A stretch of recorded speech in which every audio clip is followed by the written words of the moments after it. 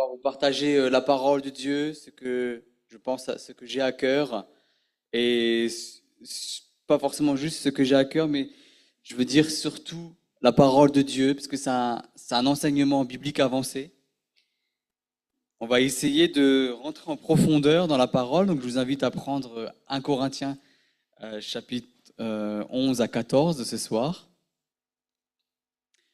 Et pendant que vous prenez vos Bibles et vos cahiers, peut-être pour noter, enfin vos notes, je sais pas, je veux prier. Merci Seigneur pour ton amour, Seigneur Jésus.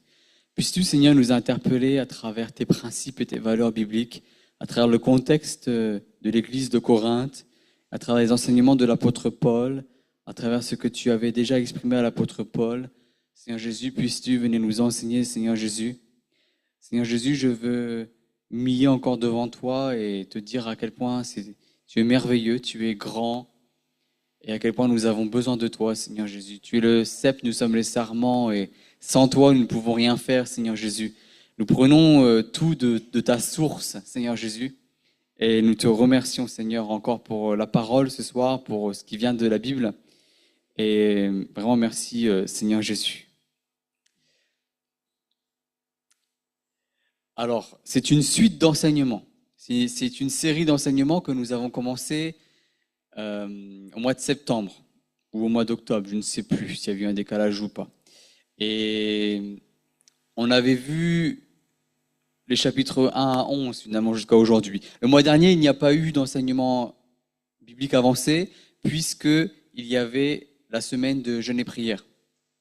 Donc on l'avait décalé, ce qui fait que la dernière fois qu'on a eu un enseignement, c'était il y a 2 mois. Je vous rappelle rapidement un peu différentes choses qu'on avait vues. Je ne vais pas tout rappeler, ce serait trop long, mais je vous rappelle un peu des éléments importants de la lettre aux Corinthiens. C'est une lettre qui a été écrite dans un contexte assez problématique pour l'apôtre Paul, qui devait reprendre son église, qu'il avait implantée avec d'autres personnes. Il n'était pas tout seul lorsqu'il a implanté l'église de Corinthe. Et il était dans un contexte géographique assez complexe parce que il y avait beaucoup de marchands. Okay, il y avait aussi le port. Il y avait un port à Corinthe et il y avait beaucoup de marchands. Et ce qui était vendu par les marchands, c'était des choses qui étaient païennes. Ici, le mot païen, c'est dans le sens envers plusieurs dieux. C'est pas païen dans le sens ne pas croire en Dieu, mais c'est païen dans le sens de plusieurs dieux.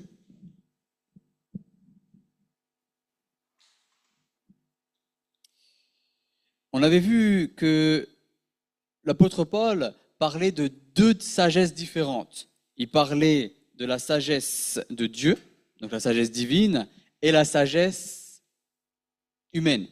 Donc il faisait une opposition entre les deux. La sagesse divine qui est au-dessus de la sagesse humaine. La sagesse humaine qui est une sagesse qui ne reconnaît pas Dieu dans ses voies et qui même refuse Dieu dans sa vie. Et l'apôtre Paul mettait en avant qu'il était important de se confier en Dieu et de mettre tous nos plans, nos projets entre ses mains et surtout de ne pas se baser sur notre propre sagesse. Je vous retranscris ça avec mes propres mots.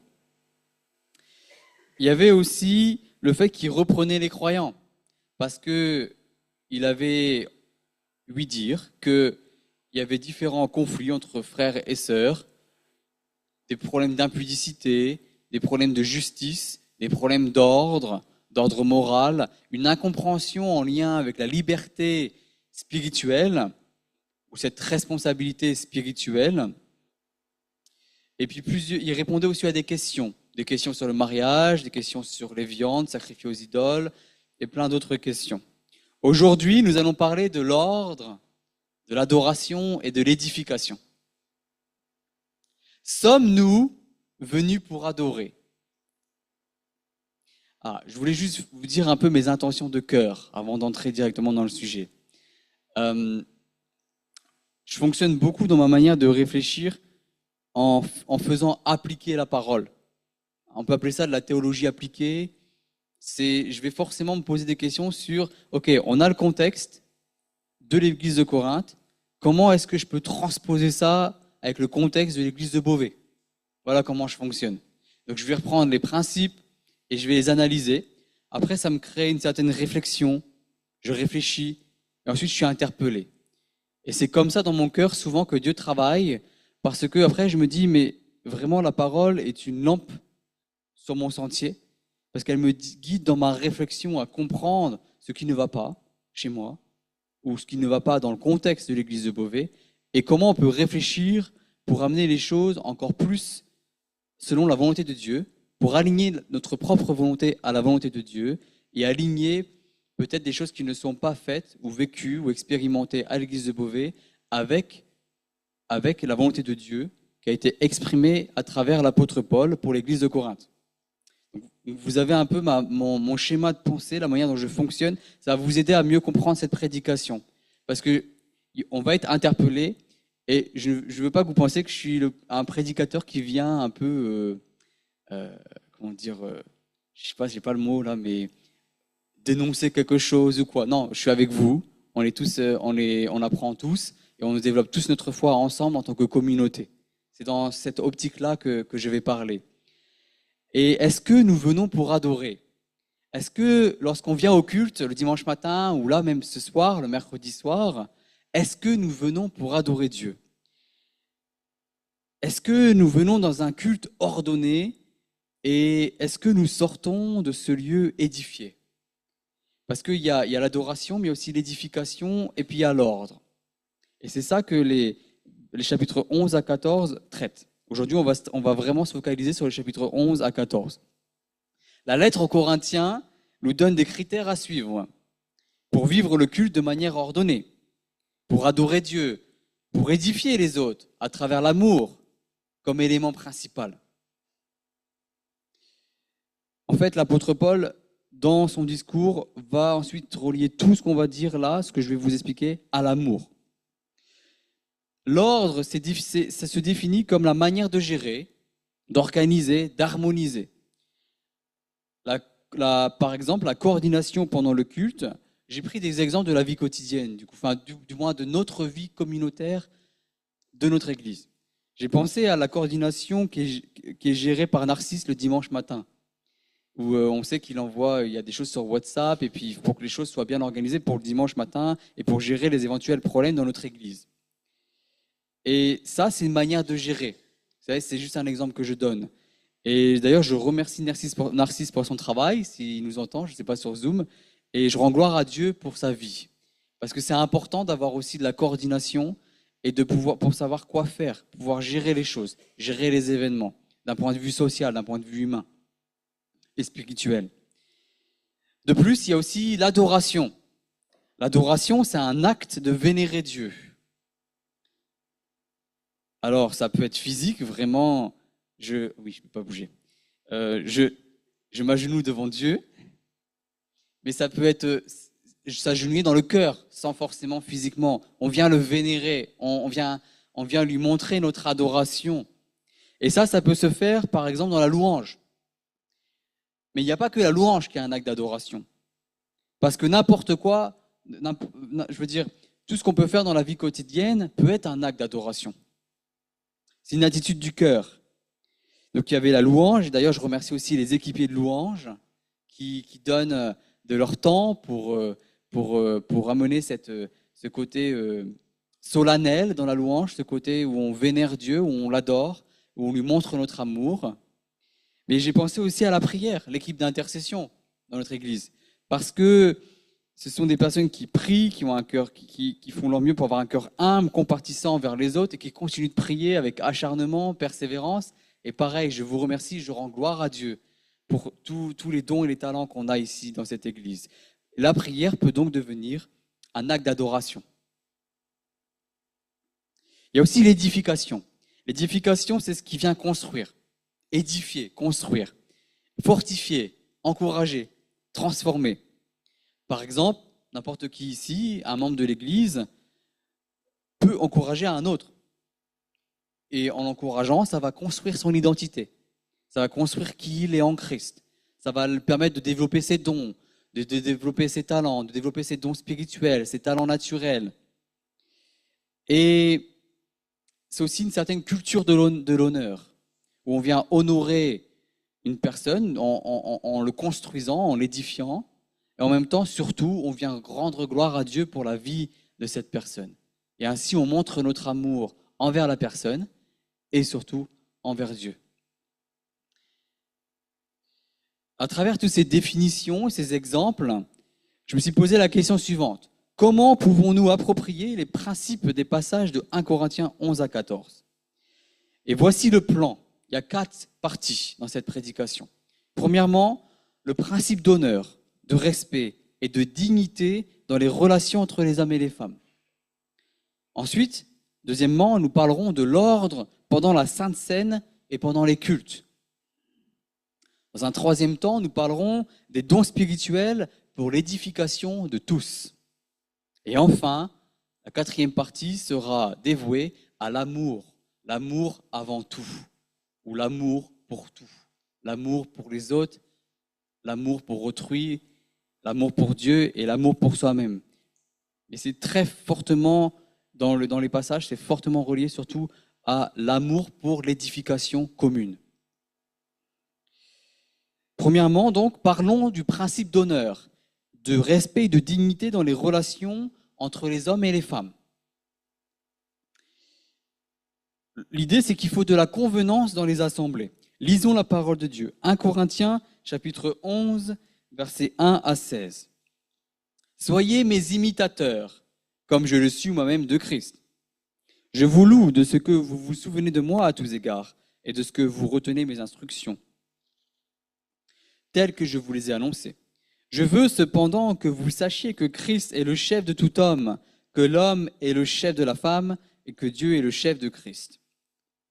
Tout homme qui prie ou qui prophétise, la tête couverte, déshonore son chef. Toute femme, au contraire, qui prie ou qui prophétise, la tête non voilée, déshonore, excusez-moi, j'ai raté une ligne. Toute femme, au contraire, qui prie ou qui prophétise, la tête non voilée, déshonore son chef. C'est comme si elle était rasée, car si une femme n'est pas voilée, qu'elle se coupe aussi les cheveux. Or, s'il est honteux pour une femme d'avoir les cheveux coupés ou d'être rasée, qu'elle se voile. L'homme ne doit pas se couvrir la tête, puisqu'il est l'image et la gloire de Dieu, tandis que la femme est la gloire de l'homme. En effet, l'homme n'a pas été tiré de la femme, mais la femme a été tirée de l'homme. Et l'homme n'a pas été créé à cause de la femme, mais la femme a été créée à cause de l'homme. C'est pourquoi la femme, à cause des anges, doit avoir sur la tête une marque de l'autorité dont elle dépend. Toutefois, dans le Seigneur, la femme n'est point sans l'homme, ni l'homme sans la femme, car de même que la femme a été tirée de l'homme, de même l'homme existe par la femme, et tout vient de Dieu. Jugez-en vous-même. Est-il convenable qu'une femme prie Dieu sans être voilée ? La nature elle-même ne vous enseigne-t-elle pas que c'est une honte pour l'homme de porter de longs cheveux, mais que c'est une gloire pour la femme d'en porter, parce que la chevelure lui a été donnée comme voile. Si quelqu'un se plaît à contester, nous n'avons pas cette habitude non plus que les églises de Dieu. Alors quand j'ai vu que j'allais prêcher, parce que je voulais prêcher 1 Corinthiens toute l'année, c'est ce que j'avais à cœur depuis des milliers d'années, que j'allais prêcher et que j'allais devoir parler du voile, je me suis dit, parce que c'est un sujet compliqué dans les églises, on en parle dans des réunions, on en parle dans des fois, juste, on n'en parle pas forcément dans dans une prédication. Mais je veux prendre ce challenge. Ces passages ne sont pas interprétés de la même manière selon les dénominations et les églises. Rappelez-vous, c'est un enseignement biblique avancé et je vais essayer de prendre un peu plus de hauteur. Je ne sais pas si vous aurez la réponse. Pas forcément ça. Mais il y a des principes qui sont retenus. Et on va voir les différentes interprétations. Les principes, c'est l'ordre d'autorité selon Dieu, le principe de respect et de soumission, et l'homme et la femme dépendent l'un de l'autre. Je répète, l'ordre d'autorité selon Dieu, le principe de respect et de soumission, et le fait que l'homme et la femme dépendent l'un de l'autre. Ils sont complémentaires, ensemble. C'est ce qu'on voit en fait à travers tous les exemples qui sont avancés, qui sont développés ou argumentés ici. Parlons il y a 3 interprétations pour le voile qui ont été développées dans l'histoire de l'Église, on va dire ça comme ça. Il y a une interprétation qui est littérale, c'est-à-dire où on dit, bon, c'est marqué vraiment littéralement là, la femme doit se voiler, donc qu'elle se voile, en signe de soumission et de respect de l'adoration. Mais il y a aussi une deuxième interprétation contextuelle à la culture des Corinthiens, qui est possible d'être lue. L'idée, c'est le port du voile était une pratique culturelle spécifique à Corinthe, due à son contexte d'influence gréco-romain. Le principe, néanmoins, qui est derrière ce fait de mettre le voile, reste le même. Ce principe-là, c'est de respecter l'ordre divin et la décence dans l'adoration sans forcément porter le voile physiquement. La troisième interprétation qui a été retenue de ce texte est une interprétation symbolique qui est très rapprochée de cette interprétation contextuelle à la culture des Corinthiens. Ça dit que la femme porte... Le fait que la femme porte le voile est symbolique. C'est symbolique pour nous aujourd'hui. Ce qui importe, c'est l'attitude du cœur avant tout. Voilà les 3 interprétations possibles. Et j'ai préféré prêcher en vous donnant les différentes interprétations parce que dans l'histoire de l'Église, il y a eu aussi des prédications, des fois qui ont été faites pour une interprétation et ensuite pour une autre et ensuite une autre. C'est pas mon style de prédication dans le sens de l'enseignement. Je préfère prendre plus de distance théologique, on va dire ça comme ça. Vous partagez l'ensemble. Je peux quand même vous donner ma propre lecture. Ma propre lecture est très contextuelle à la culture des Corinthiens. Je fonctionne très souvent de toute manière dans ma logique, dans les contextes. Une lecture contextuelle où le port du voile était une pratique culturelle spécifique à Corinthe, due à son contexte d'influence gréco-romain, et où le principe est de toute manière, et ce principe-là est relié aux 3 interprétations, c'est le fait de respecter l'ordre divin, de respecter la décence dans l'adoration, et ça, quoi qu'il en soit, ça reste quelque chose d'important. L'attitude du cœur, avoir une bonne attitude de cœur devant Dieu, avoir une bonne attitude de cœur envers les autres, et une bonne attitude de cœur dans les relations entre hommes et femmes. Ensuite, il y a une phrase qui m'avait interpellé. C'est « Les hommes ne devraient pas porter de couvre-chef ». Ça, c'est au verset...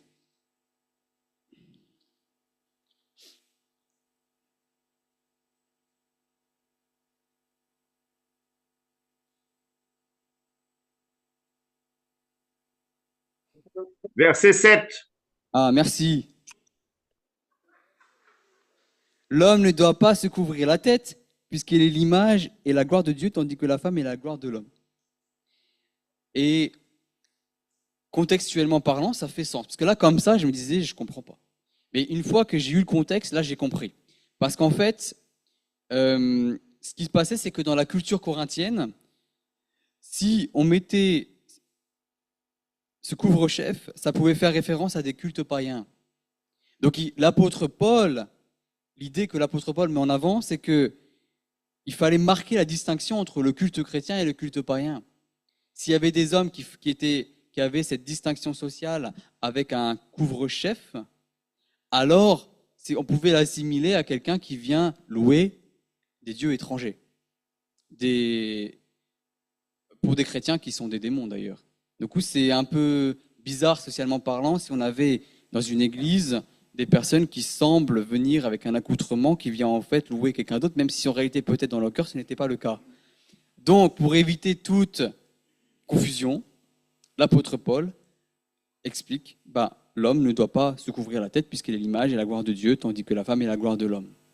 En fait, la lecture ici qui est là, c'est une lecture très contextuelle aux Corinthiens, à cette église-là.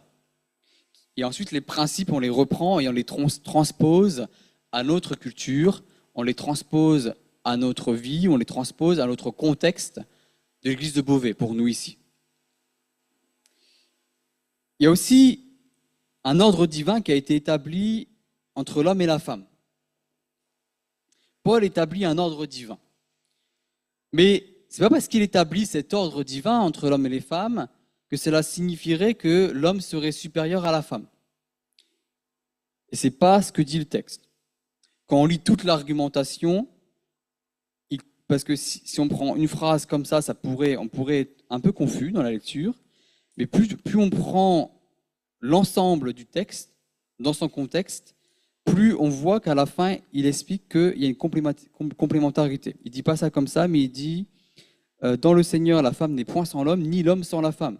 Car de même que la femme a été tirée de l'homme, de même l'homme n'existe pas. Et l'homme existe par la femme, et tout vient de Dieu. Donc on a une lecture encore plus développée lorsqu'on continue de lire toute l'argumentation de l'apôtre Paul. L'homme est appelé à exercer son autorité avec amour et humilité. La femme est appelée à respecter et soutenir son mari, sans être rabaissée. L'objectif final, c'est une relation d'harmonie, de service mutuel, qui vient refléter Christ et son Église. Donc ça, c'était cette première partie, en lien avec le chapitre 11, en lien avec la culture des Corinthiens. Maintenant, nous allons passer à l'ordre pendant la Sainte Seine et pendant les cultes. Rappelez-vous, l'apôtre Paul était en train de reprendre les Corinthiens.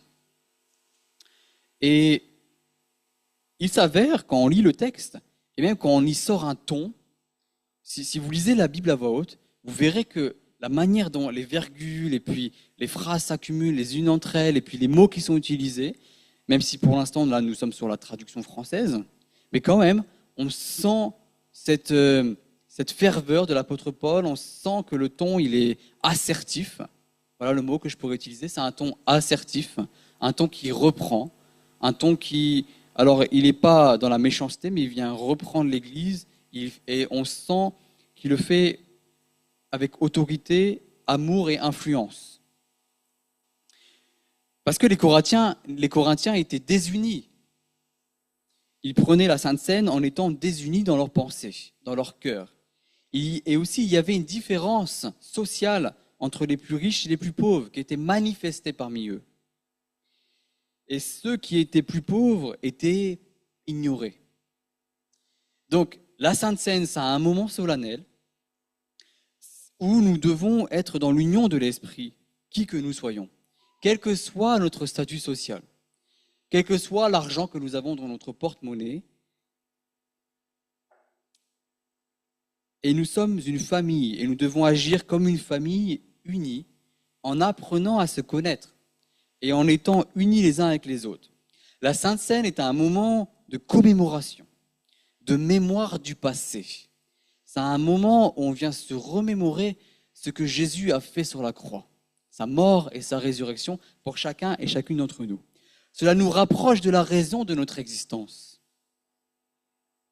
Sans Christ, nous ne sommes pas qui nous sommes en Christ. S'il n'y a pas Christ, nous ne sommes pas en Christ. Il faut qu'il y ait eu Christ pour que nous puissions dire que nous avons une identité en Christ. La raison, il est notre raison de salut. Il est la raison de notre rédemption. Et la Sainte Seine, c'est toute cette commémoration, ce moment solennel de remerciement, de gratitude. Et cela nous rapproche de Dieu dans l'union du corps de Christ. Et si dans notre cœur ou dans nos pensées, on est dans une attitude de jugement par rapport à d'autres dans la même salle que nous physiquement, mais où on est comme dans une certaine désunion parce qu'on est en train de juger la manière dont une personne peut s'habiller, ou qu'on est en train de juger parce que la personne n'est pas dans un statut social qui nous correspondrait à nous, alors nous sommes dans une attitude qui vient déshonorer Dieu. Le moment de la Sainte Seine est un moment où on honore Dieu. On vient lui rendre sa gloire. On vient le remercier. Parce qu'il a pris notre place sur la croix. Et qu'on bénéficie encore de la bénédiction et de tout ce qu'il nous a donné. C'est pourquoi il y a cette métaphore du corps. Un corps ne fait qu'un en lui-même. Là, quand je vous parle, j'utilise ma main, je parle avec ma bouche, je bouge avec mes pieds. Si je n'ai pas mes pieds, je ne peux plus bouger. Si je n'ai pas ma main, je ne peux pas porter le micro. Un corps ne fait qu'un en lui-même. C'est un ensemble qui forme un tout à part entière. Et cette métaphore du corps, c'est de dire que nous sommes tous un corps. Nous faisons partie tous du même contenant. Du même contenant, oui. Nous sommes ce corps. Le petit doigt est aussi important que l'est une tête dans ce corps. Et ça, c'est une métaphore qui invite fortement à l'union. Lisons 1 Corinthiens chapitre 12, 12 à 26.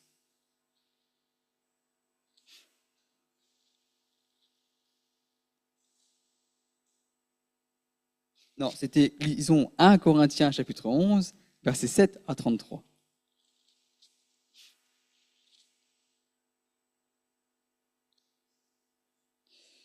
Je suis très fatigué ce soir, je m'excuse, 17 à 33. En donnant cet avertissement, ce que je ne loue point, c'est que vous vous assemblez, non pour devenir meilleur, mais pour devenir pire. Et d'abord, j'apprends que lorsque vous vous réunissez en assemblée, il y a parmi vous des divisions. Et je le crois en partie, car il faut qu'il y ait aussi des sectes parmi vous, afin que ceux qui sont approuvés soient reconnus comme tels au milieu de vous. Lors donc que vous vous réunissez, ce n'est pas pour manger le repas du Seigneur, car quand on se met à table, chacun commence par prendre son propre repas, et l'un a faim, tandis que l'autre est ivre. Oui, ben là, ça pas. Je vous ai lu un verset qui était avec le passage d'avant. Je suis vraiment désolé, parce que ça n'a pas de connexion avec le corps. Ah, c'était 12 et 12. Car comme le corps est un à plusieurs membres, et comme tous les membres du corps, malgré leur nombre, ne forment qu'un seul corps, ainsi en est-il de Christ. Nous avons tous en effet été baptisés dans un seul esprit pour former un seul corps, soit juif, soit grec, soit esclave, soit libre. Et nous avons tous été abreuvés d'un seul esprit.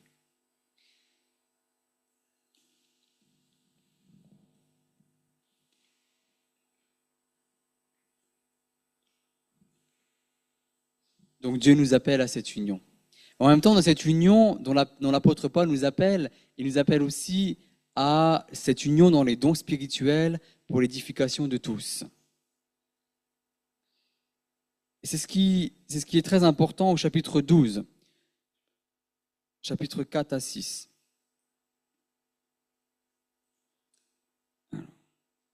Il y a diversité de dons, mais le même esprit. Diversité de ministères, mais le même Seigneur. Diversité d'opérations, mais le même Dieu qui opère tout en tout. Déjà ici, on voit qu'il y a diversité de dons. Après, il va expliquer tous ces dons. Donc là, j'en ai au chapitre 12, verset 4. Et il y a diversité de ministères, mais le même Seigneur. Ça veut dire quoi? Ça veut dire que c'est Jésus qui a choisi les ministères, c'est lui qui donne les dons,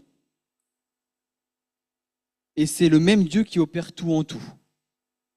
Au final, c'est lui qui fait tout. Il a choisi la personne pour avoir un ministère, pour mettre en place ce ministère. Et en même temps, il y a le mot diversité. Diversité de dons, diversité de ministères. J'insiste sur ce mot diversité parce que, on est tous différents. Et la manière dont un prédicateur peut prêcher, ou un pasteur, ou un évangéliste, ou un prophète, vous voyez ce que je veux dire, va pas être la même. Et même un prophète ou une prophétesse ou quelqu'un d'autre qui va prêcher, ça va pas être la même qu'un autre prophète. Ou un évangéliste qui va prêcher, il va pas prêcher de la même manière qu'un autre évangéliste. Parce que c'est son identité à lui en premier qui prime, son identité en Christ.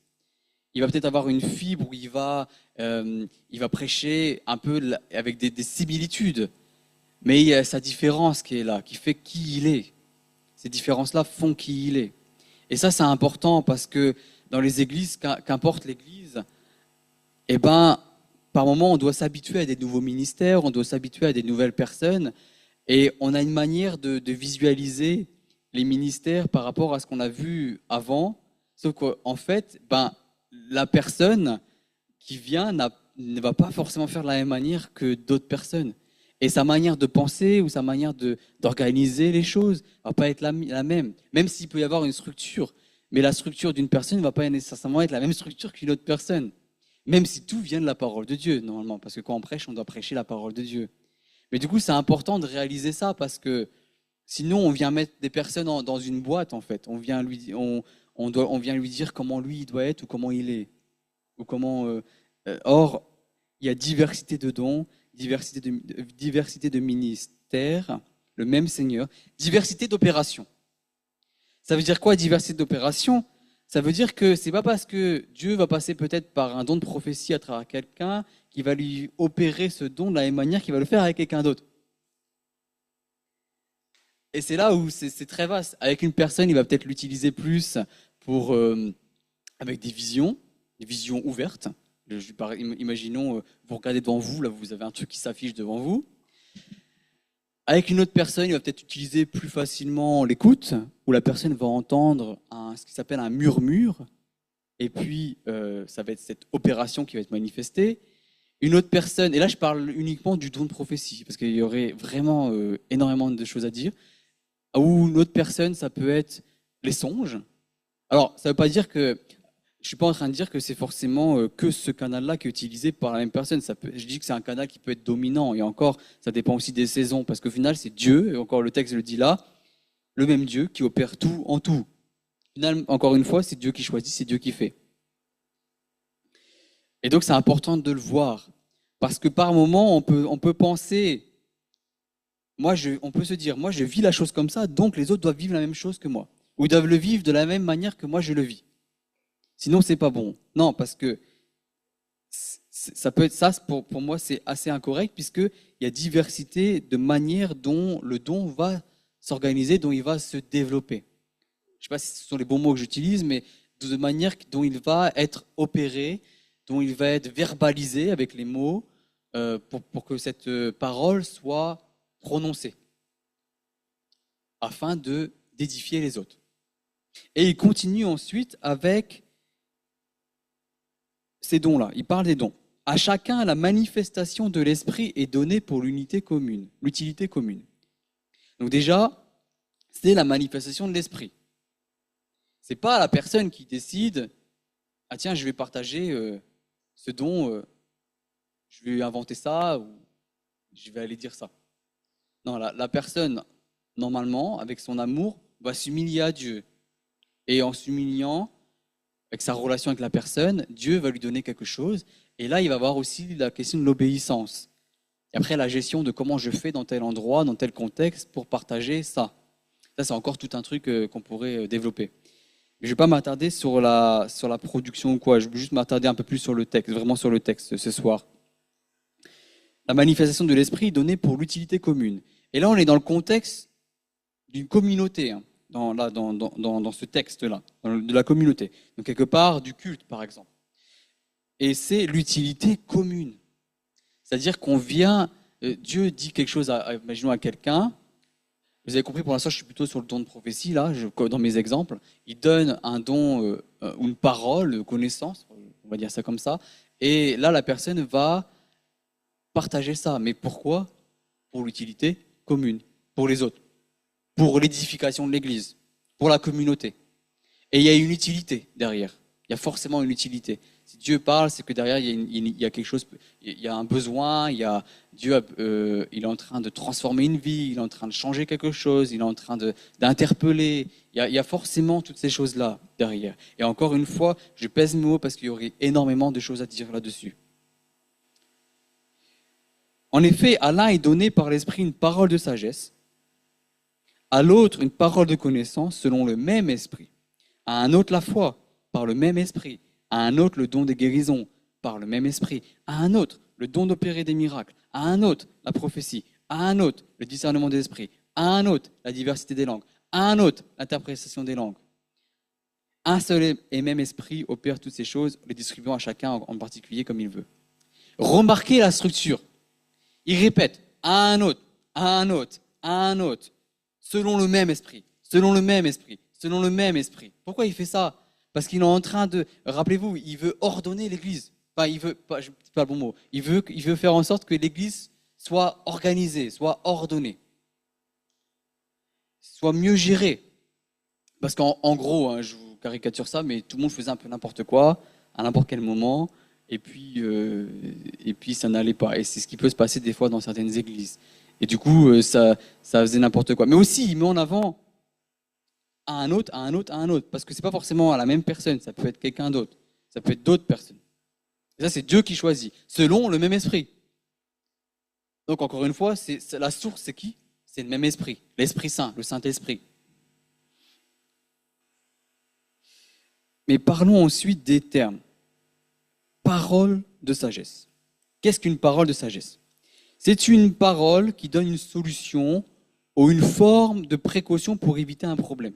Ça pourrait être aussi défini encore un peu autrement. Je vous donne les définitions telles que j'ai dans mes recherches. Mais je sais aussi que des fois, il y a des manières de formuler les choses qui peuvent être un peu différentes.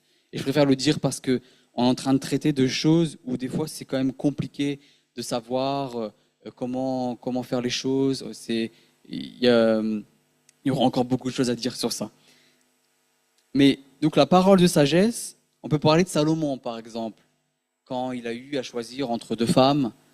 Je me suis mal exprimé, mais il y avait deux femmes qui sont venues à lui, et puis il y en a une qui lui disait, lui c'est mon bébé, mais l'autre femme elle veut me prendre mon bébé, et puis la deuxième femme elle disait, non en fait c'est mon bébé, mais c'est elle qui veut prendre mon bébé. Et là en fait lui il a utilisé une certaine sagesse, où il lui dit, ben, dans ce cas-là je vais couper le bébé, il me semble, j'espère que je ne me trompe pas, parce que là je suis en train de penser sur des choses que j'ai dans ma tête. C'est ça, couper le bébé, et on verra maintenant qui est la vraie mère. Et en fait, il y en a, aidez-moi parce qu'en fait, là, pour moi, je suis en train de prendre ce qui est dans mon cœur, qui vient dans ma tête. Et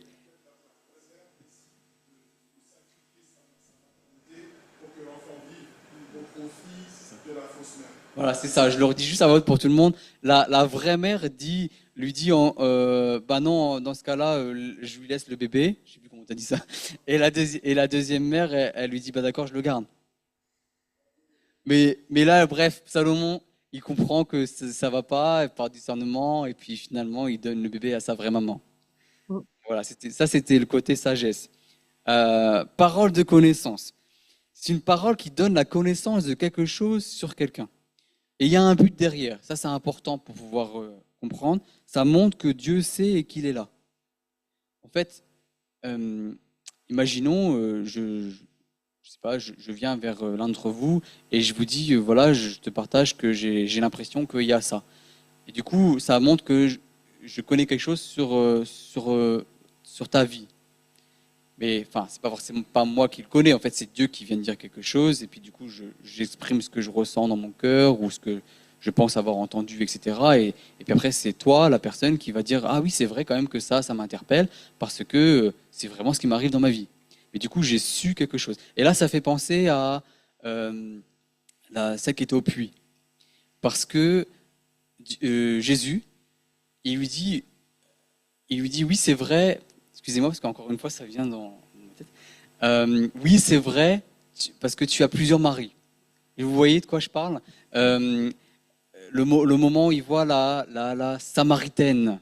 La Samaritaine. Il voit la Samaritaine, et puis il lui prophétise sur sa vie. Mais dedans, dans tous ces éléments qui sont prophétiques, le prophète Jésus, aussi Messie Jésus, est en train de lui montrer qu'il est le Messie, mais aussi qu'il est un prophète, parce qu'elle le reconnaît comme un prophète. Et en même temps, lui, il utilise des paroles de connaissance, puisqu'il est en train de lui dévoiler des choses sur sa vie. Parole de connaissance.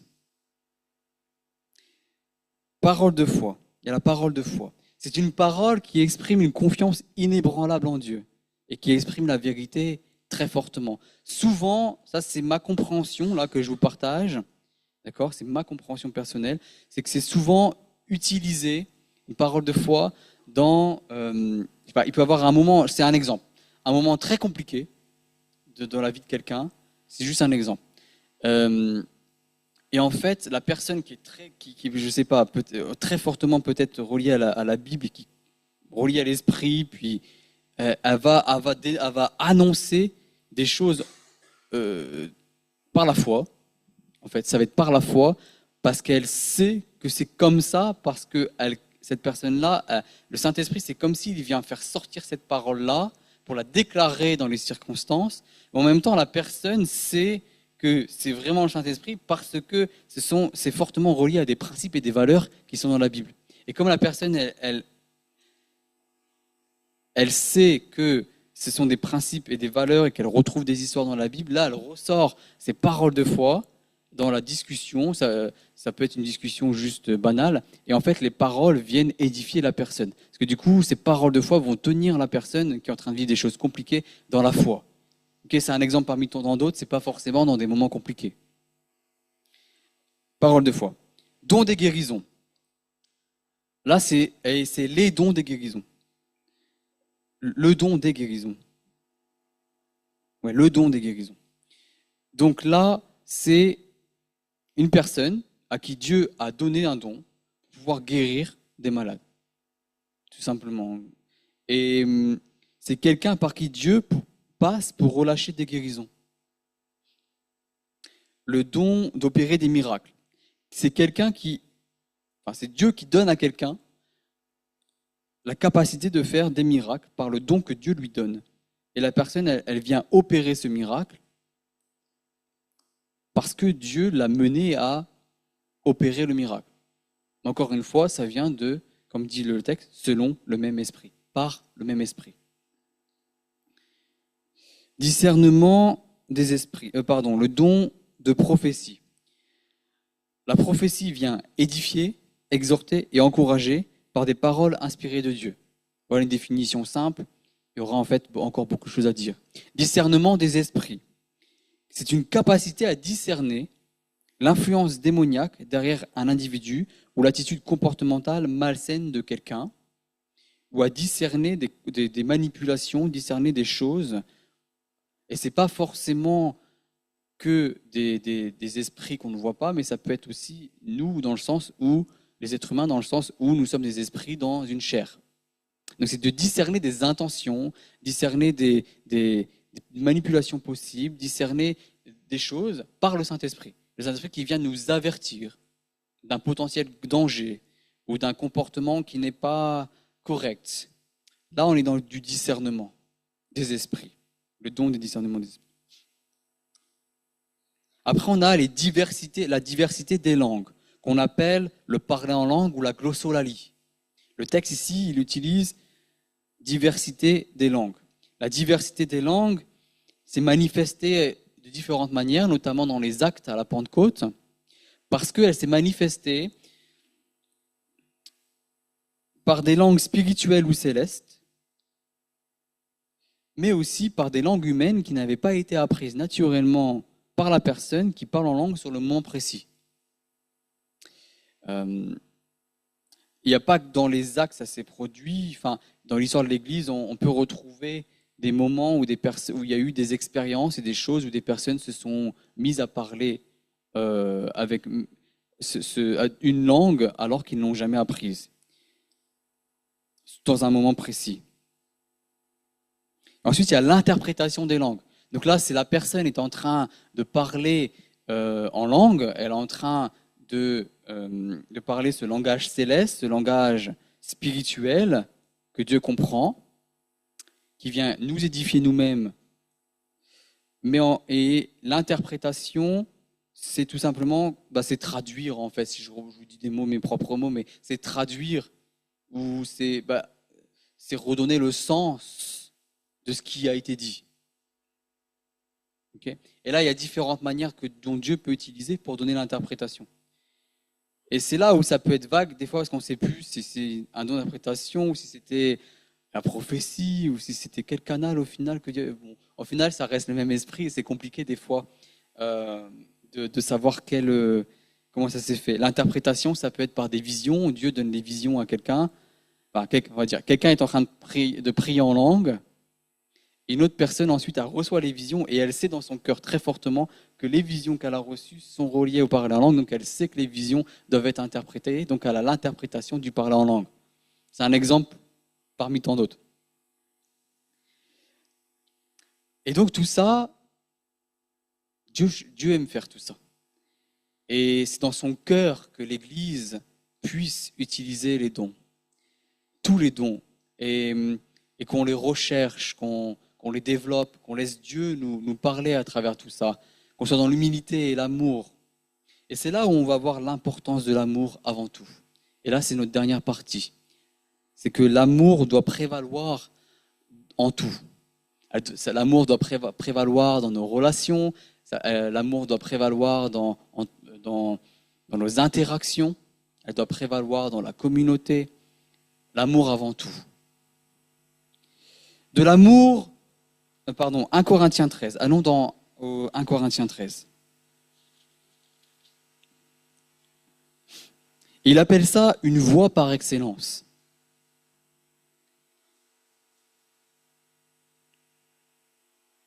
Et juste avant, en fait, on va lire avant quand même. On va lire 12, 27. Et après, on va relier ça ensuite à 13 pour comprendre pourquoi il en arrive avec cette voie par excellence. Vous êtes le corps de Christ et vous êtes ses membres, chacun pour sa part. Et Dieu a établi dans l'Église, premièrement des apôtres, secondement des prophètes, troisièmement des docteurs, ensuite ceux qui ont le don des miracles, puis ceux qui ont les dons de guérir, secourir, de gouverner, de parler diverses langues. Tous sont-ils apôtres? Là, en fait, il vient aussi remettre de l'ordre. C'est pas parce que la personne a peut-être eu ce don-là qu'après elle peut se dire tout de suite, ok, j'ai eu le don je parle en langue, donc je suis apôtre. Vous voyez, des raccourcis en fait, peut-être. En fait, il est en train de réorganiser les choses. Il y a le corps de Christ, on est tous ses membres, mais chacun pour sa part. Et en effet, quand même, Dieu a établi des apôtres, des prophètes, des docteurs. Là, je vais juste me baser sur ces versets-là, je ne vais pas me baser sur d'autres. On pourrait encore reprendre d'autres chapitres dans d'autres textes. Mais du coup, là, on a 3 ministères dont ici qui sont développés, apôtres, prophètes, docteurs. Ensuite, dons des miracles, dons de guérir, secourir, gouverner, parler diverses langues. Tous sont-ils apôtres, tous sont-ils prophètes, tous sont-ils docteurs, tous ont-ils le don des miracles, tous ont-ils le don des guérisons, tous parlent-ils en langue, tous interprètent-ils, aspirez aux dons les meilleurs. En fait, on est encore avec l'idée de l'utilité commune, de la communauté et du corps. Parce que rappelez-vous, juste avant, on reste vraiment dans le contexte. Il parle de cette métaphore du corps. Chacun vient édifier l'autre, chacun vient aider l'autre, et chacun est utile en ce sens. Et c'est là que ça fait la communauté. Et au final, c'est Dieu qui a organisé les choses de cette manière-là. Et il continue, je vais encore vous montrer une voie par excellence. Quand je parlerai des langues, chapitre 13, verset 1, quand je parlerai les langues des hommes et des anges, si je n'ai pas la charité, je suis un airain qui résonne. Charité qui est aussi traduit par amour. Ou une sabale qui retentit. Et alors ce mot amour, c'est agapé dans la version originale. C'est agapé, qui est un amour inconditionnel qui ne s'intéresse pas à quelque chose. C'est un amour désintéressé et inconditionnel. Et quand j'aurai le don de prophétie, la science de tous les mystères et toute la connaissance, quand j'aurai même toute la foi jusqu'à transporter des montagnes, si je n'ai pas la charité, je ne suis rien. Et quand je distribuerai tous mes biens pour la nourriture des pauvres, quand je livrerai même mon corps pour être brûlé, si je n'ai pas la charité, cela ne me sert de rien. La charité est patiente, elle est pleine de bonté, la charité n'est point envieuse, la charité ne se vante point, elle ne s'enfle point d'orgueil, elle ne fait rien de malhonnête, elle ne cherche point son intérêt, elle ne s'irrite point, elle ne soupçonne point le mal, elle ne se réjouit point de l'injustice, mais elle se réjouit de la vérité. Elle excuse tout, elle croit tout, elle espère tout, elle supporte tout. La vérité ne périt jamais. Les prophéties prendront fin, les langues cesseront, la connaissance disparaîtra, car nous connaissons en partie et nous prophétisons en partie. Mais quand ce qui est parfait sera venu, ce qui est partiel disparaîtra. Lorsque j'étais enfant, je parlais comme un enfant, je pensais comme un enfant, je raisonnais comme un enfant. Lorsque je suis devenu homme, j'ai fait disparaître ce qui était de l'enfant. Aujourd'hui, nous voyons au moyen d'un miroir, d'une manière obscure. Mais alors, nous verrons face à face. Aujourd'hui, je connais en partie, mais alors je connaîtrai comme j'ai été connu. Et là, on peut être repris quand même ici parce que il y a la charité déjà qui doit passer avant tout. Et ensuite, il y a le fait qu'on connaît qu'en partie. C'est pas parce que l'idée c'est ça, parce qu'on est vraiment dans l'ordre, réorganiser les choses. ok, pour éviter le désordre. C'est pas parce que quelqu'un est en train de prophétiser qu'il sait tout sur la vie de quelqu'un. Il connaît qu'en partie. C'est que un élément, et encore, c'est flou, de ce que la personne vit. Et en fait, souvent, c'est la personne qui est en train de vivre la chose qui va lui exprimer en fait ce qui est en train de lui arriver. En fait, chacun, nous-mêmes, on connaît nos propres contextes, on connaît nos propres vies, mais Dieu dévoile pas il dévoile pas tout sur nos propres vies ou sur nos propres contextes. Il donne des éléments qui vont venir ensuite édifier et qui a une utilité commune. Et ça peut reprendre parce que nous connaissons en partie, nous prophétisons en partie. Et il explique ensuite qu'il y a 3 choses qui nous restent. La foi, l'espérance et la charité. Mais la plus grande de ces choses, c'est la charité.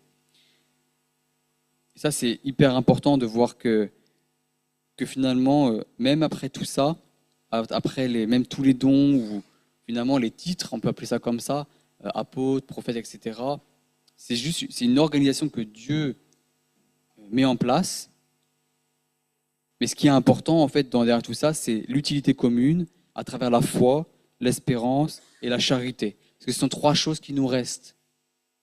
Et en plus, dans tout ça, il explique que la plus grande, c'est l'amour, la charité. Finalement, de l'amour découle le reste. À partir de l'amour peut découler un ministère dans l'intercession. Ça, c'est mes propres pensées à partir de mon cœur.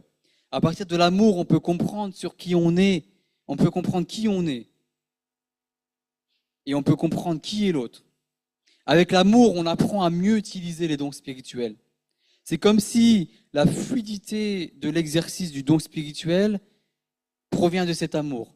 Ce que je veux dire par là, c'est que finalement, ce qui va rendre, par exemple, un don plus fluide et plus correct dans la manière de le manifester, ça va être l'amour. Et l'amour il cherche la patience en toute chose. Dans le cœur se trouve cet amour qui peut tout changer autour de nous. Vivre avec amour change notre mentalité car on ne voit plus les autres de la même manière. Mais on apprend à les aimer comme Dieu les aime. Aimer, quand on aime quelqu'un, on n'a pas de conditions pour aimer l'autre. Quelle que soit la position de l'autre, on va chercher à l'aimer. L'amour est inconditionnel parce qu'il n'aime pas. Il n'aime pas quelqu'un juste, je refais, l'amour est inconditionnel parce qu'il n'aime pas quelqu'un juste pour son porte-monnaie ou pour son ministère ou pour ce qu'il peut lui apporter. Il aime parce qu'il aime.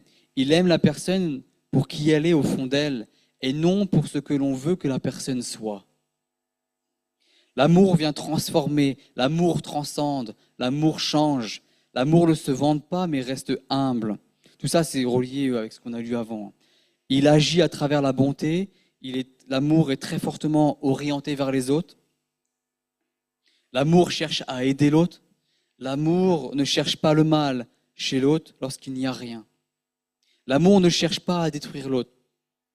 L'amour ne soupçonne pas l'autre en le jugeant, en ne cherchant pas à comprendre l'autre. Vous voyez, il utilise soupçonner le mal. C'est important ça. Parce que soupçonner le mal chez l'autre, c'est chercher à juger sans même essayer de comprendre l'autre. Par peur, par orgueil, par mépris. Et on peut le confondre avec du discernement spirituel. Ce n'est pas du discernement spirituel. Je parle du soupçon. D'accord ? Le soupçon dans ce sens-là. Ce n'est pas du discernement spirituel. Là, je fais une opposition parce qu'on peut mélanger. C'est le contraire. Et il est facile de prendre le soupçon pour du véritable discernement spirituel. Mais c'est un amour inconditionnel, désintéressé que nous devons avoir. Je vais conclure. Cet enseignement repose sur la compréhension que Dieu est un Dieu d'ordre et que l'Église est un lieu d'adoration et d'édification. L'ordre est important, car Dieu est un Dieu d'ordre, il aime faire les choses, il aime bien les organiser, il aime quand c'est bien géré. Et il aime quand on met en place les choses dans la responsabilité qu'il nous donne, de mettre en place les choses, de les gérer, de les administrer. Il aime qu'on le fasse bien.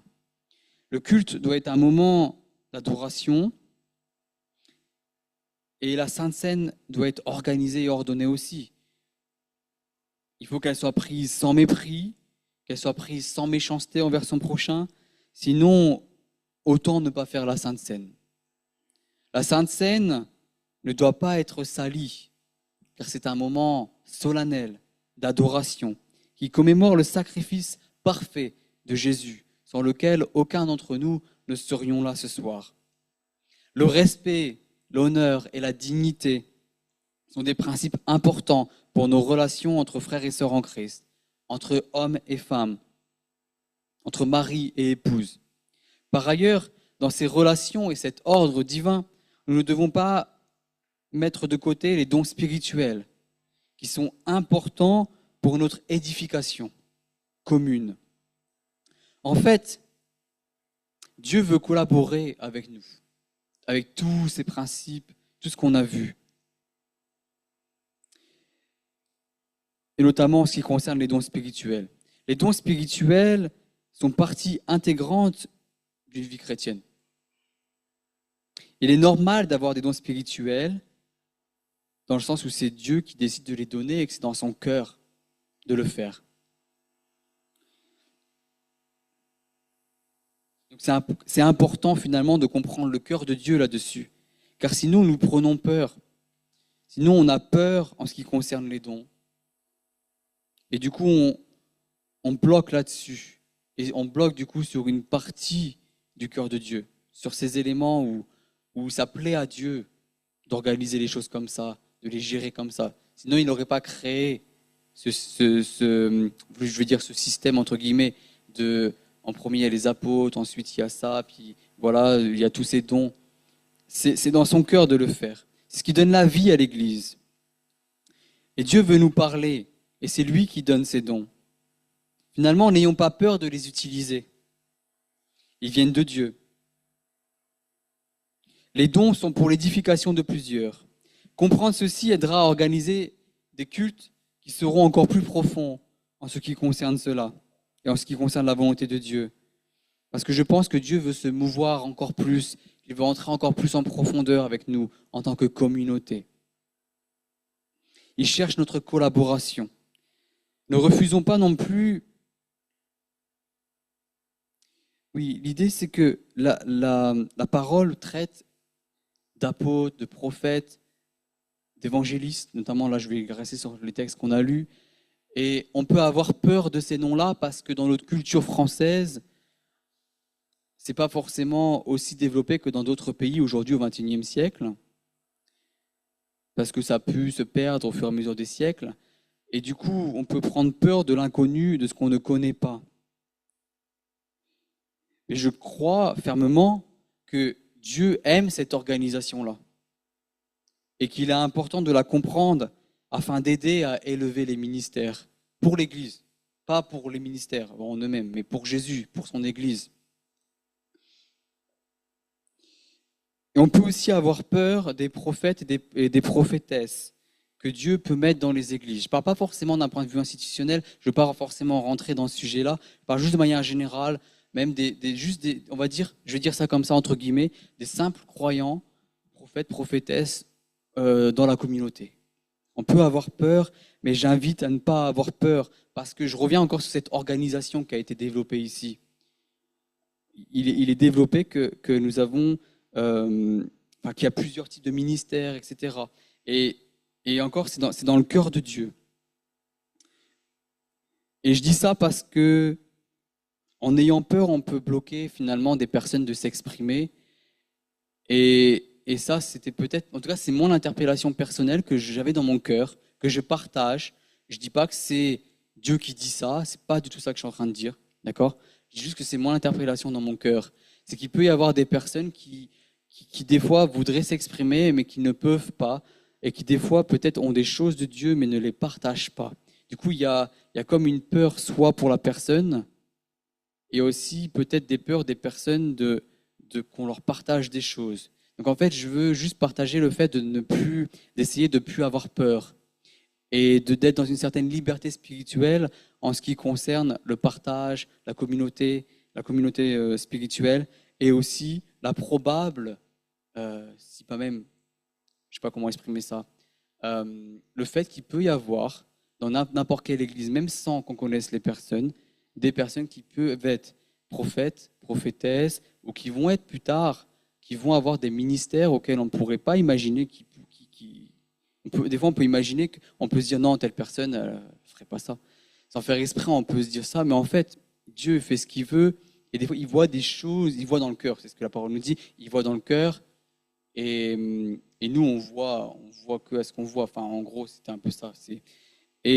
Donc, j'invite l'Église en lien avec cette organisation qui a été développée, en lien avec ce qui a été dit, à essayer de ne pas avoir peur et à s'ouvrir vers l'autre, notamment sur ces nouveaux aspects que je partage. Je dis nouveau parce que ça, c'est ma compréhension, et je peux me tromper, mais j'ai l'impression que dans notre pratique de la foi en tant que communauté à l'Église, on peut ne pas laisser certaines personnes s'exprimer comme elles sont, et du coup, certaines personnes peuvent se sentir finalement écrasées dans leur expression, et elles peuvent finir finalement par être frustrées à cause de toutes ces peurs. Mon objectif, c'est juste d'amener vers cette paix et vers cette compréhension de ce que je comprends de la parole de Dieu. Parce que quand je lisais mon interpellation, quand je lisais la lettre aux Corinthiens, et puis en lien aussi avec d'autres textes bibliques, notamment l'Ancien Testament, alors ici, il est question par exemple de prophètes, etc. Et ça, c'est mon ouverture de ma conclusion, d'accord ? J'ouvre par une interpellation. C'est dans le sens, il peut y avoir des personnes, des fois dans vos familles, qui peut-être ont ce ministère dans leur zone d'influence, mais qui se sentent frustrées parce qu'on ne les laisse pas s'exprimer et qu'elles n'arrivent pas à entrer dans cet ordre d'organisation développé dans ces textes. Et c'est peut-être de s'ouvrir à la possibilité de nouvelles choses dans vos cœurs, moi aussi, hein, qu'on puisse tous s'ouvrir sur la possibilité qu'il puisse y avoir des personnes autour de nous, même des personnes qu'on ne soupçonne pas, des frères, des sœurs de sang, ou des parents, des grands-parents, qui peut-être ont déjà des ministères et font déjà des choses et qui, eux, se sentent bridés et que peut-être on pourrait leur permettre d'avoir une place qui pourrait honorer Dieu et surtout édifier la communauté, notre communauté, et puis faire avancer le royaume de Dieu sur terre. C'est faire avancer le royaume de Dieu sur terre. Voilà tout ce que je voulais partager. Merci pour votre écoute sur cet enseignement. Désolé pour les petites erreurs et tout. Et puis pour mon manque peut-être de communication parce que là je suis fatigué et du coup je sais que j'ai pas été aussi efficace dans la communication verbale pour vous présenter tout ça. Mais peut-être, en général dans les enseignements bibliques avancés, ensuite on fait un partage, un temps où on peut discuter. Et ensuite, on prie. Il est déjà 20h55, j'ai passé beaucoup de temps à parler. Désolé. Mais est-ce que vous voulez partager? Est-ce que vous avez des questions? Non, on prie alors. On prie et je clôture. Désolé, j'avais pas vu l'heure en fait.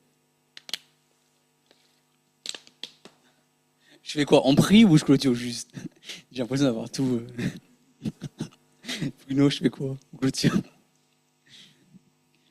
Merci Seigneur. Juste voilà, c'est vraiment avec humilité. C'est toi qui fais tout, Seigneur Jésus. Et puisses-tu travailler nos cœurs et peut-être qu'on a interpellé et puisses-tu nous accompagner, nous montrer encore le chemin, nous accompagner encore sur ces choses-là en lien avec tes principes, en lien avec le contexte de 1 Corinthiens, dans la compréhension, dans ses lectures, dans ses interprétations, Seigneur Jésus. Montre-nous le chemin pour l'église de Beauvais, montre-nous le chemin pour le leadership, pour nous tous ici présents, et qu'on puisse vraiment, Seigneur, t'honorer, te glorifier dans la Sainte Seine, dans le culte, à travers les dons spirituels et surtout avec l'amour avant tout, Seigneur Jésus, qu'on puisse vraiment t'honorer en tant que communauté. Merci Seigneur Jésus, que ton nom soit glorifié, Seigneur Jésus, pour les siècles des siècles. Amen.